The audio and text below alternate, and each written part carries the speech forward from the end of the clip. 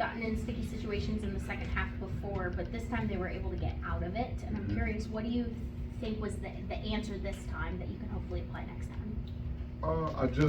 I don't think we allowed our offense to affect our mood in the gameplay. I think we went about 7.5 minutes without scoring a basket. That's not, that's challenging. I applaud my guys. They never dropped their head. They just kept playing. And we got enough stops in there. It was still 34-33. But honestly, I applaud them for the looks they got too. I think we had good possessions. We weren't playing bad basketball. And sometimes that's more important than watching the scoreboard. How is our rhythm? How are we playing? How are we defending? And I think even during that stretch, our defense was still strong, and we had shots in front of the rim. We wanted to attack the paint. We just didn't finish them. And then just tried to get the guys to remain confident, stay patient. They kept attacking, and you like to give positive outlook and say that's going to happen at some point, and I think it finally broke our way.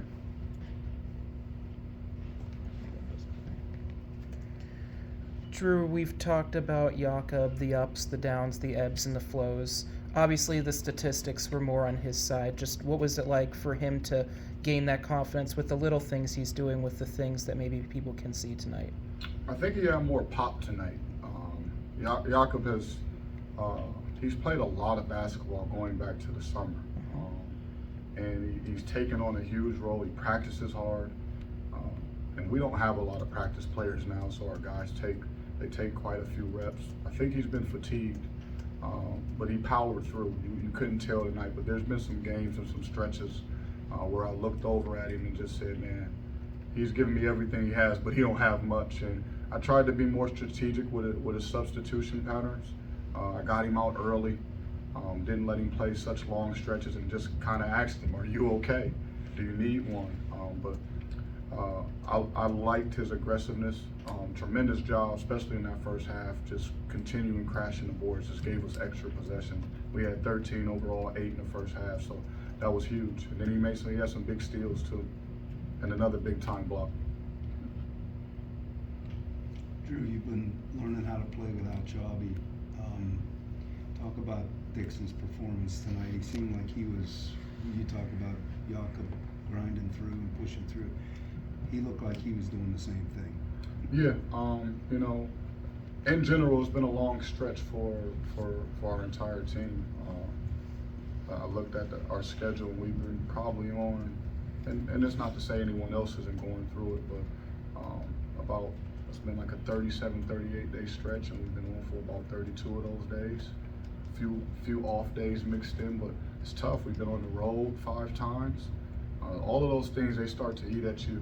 And Dave, he needed to bounce back, right? He didn't perform well in his last game, and that's the great thing about the conference schedule. Two days from now, you got a chance to recorrect your wrongs, and I think he played with a different type of mentality, a different energy, and I thought he brought a physical presence in the interior. Coach, what was the thought process behind really racking up the defensive pressure early in the first half there? I don't think I've done enough of it at times. And sometimes you got to go back and look at your numbers, right, and see areas where you've had some success. And quite frankly, when we've pressed teams, now we don't always get a steal, but it's resulted in teams not performing at a high level offensively, right? They missed a shot. They didn't get to their set. They didn't get to their play.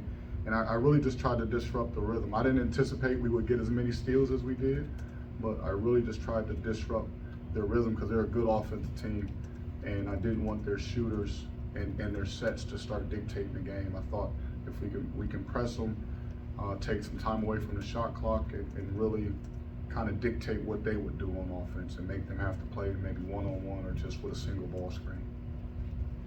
Coach, it felt like Max was just involved in just about every single turnover you guys forced. Obviously, not all of them, but how big was he, especially the defensive intensity and allowing you guys to create those extra opportunities? Yeah, Max, great job off the bench tonight.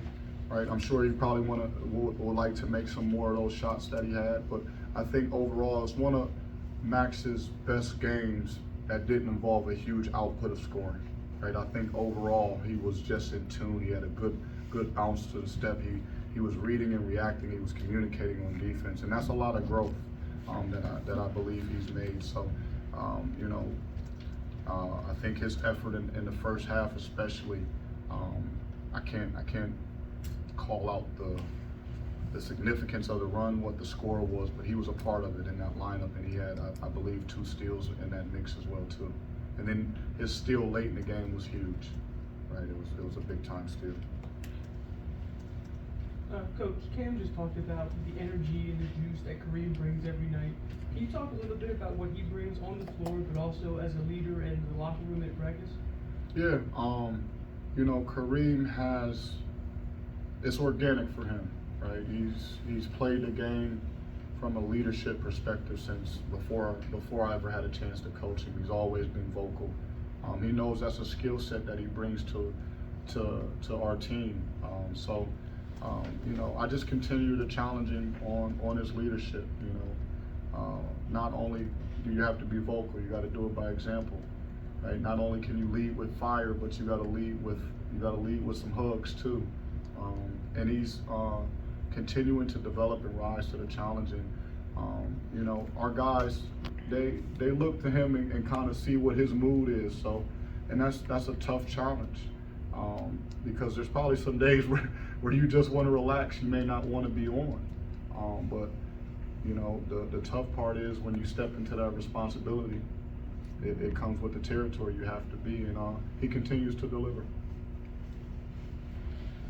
Coach, back-to-back plays that were steals and scores, first from Edwards and then from Corbett. What was the team's reaction when the game felt close and getting those big plays? Kind of like it seemed like it sucked the wind out of Chicago. Do you feel like it got the team like really energized?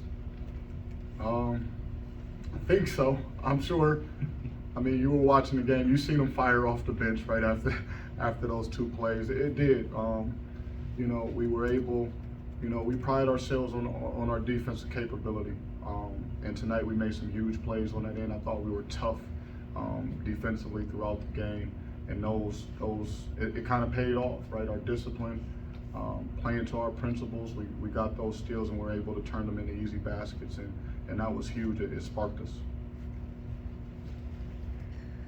Drew, the first 7 or so minutes in the second half, it seemed like ball went in the post, couldn't get it up, stuck. Just what do you think it took to kind of snap out of that and just get back into form? For the players, I think it took just moving on and getting to the next play. I was just continuing to clap from the sideline. I don't know how much they hear me at times, but I just tried to implore them to get to the next play, right? Because we were getting good possessions, right? I could have easily taken Dave Dixon out the game and said, you know what, man, sit down. You ain't got it. But, I wanted to, I believe that he did, right? I wasn't upset that he missed those shots. I know he can make those shots. Now, I told him, you better start making them.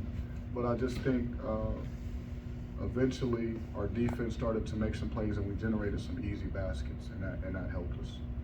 But I wouldn't like to go through that 7-minute stretch again. Anything else for Coach?